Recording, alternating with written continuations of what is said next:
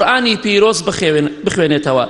بۆیە لە حەدیثێکی صحیحدا لە صحیح تەرغیبدا هاتووە بە ژمارە 1429 پێغەمبەری خوا دەفەرمێ صلی الله عليه وسلم لە ڕۆژی قیامەتە قورآن و ڕۆژوو شەفاعەتەکەن. قورآنی پیرۆز دەفەرمێ يا ربي منعته النوم بالليل فشفعني فيه فيشفعاني.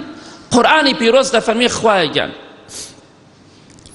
لە دنیادا ئەم ئینسانە منی لە شەوە زۆر دەخوێنایەوە بە جۆرێک زۆر جار خەوی لە خۆی حرام دەکرد منی دەخوێنایەوە خوای پەروەردگار من بکە تکاکار و شەفاعەتکار بوو ئەم ئینسانە ئەمجا خوای پەروەردگار تکایان قبول دەکا هی ڕۆژوو هی قورآنی پیرۆزیش شەفاعەتەکەن بۆ ئینسان لە ڕۆژی قیامەتە چونکە لە شەودا قورآنی خوێناوە.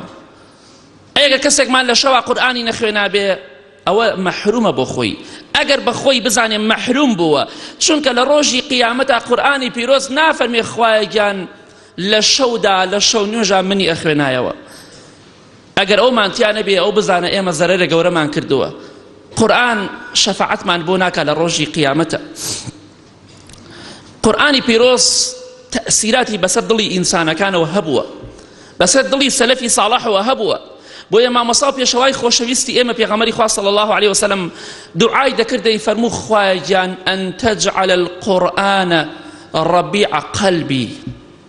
خوایە گیان قورآنی پیرۆز بکەی بە بەهاری دڵەکەم. کێوا دەڵێ پێغەمبەری خوا صلی الله عليه وسلم قورآنی پیرۆز بکەی بە بەهاری دڵم چونکە بەهار زەوی سەوز دەکا و دەیژێنێتەوە ڕووناکی دەکاتەوە زەوی خۆش دەکات. خوایە گیان چۆن بە باران لە بەهاردا زەوی دەژێنیتەوە و سەوزی دەکەی خوایە گیان دڵەکەی منیش بە قورآنی پیرۆز ئاوها بژێنە و زیندوی بکەرەوە. ئەو دوعای پێغەمبەری خوایە صلی الله عليه وسلم.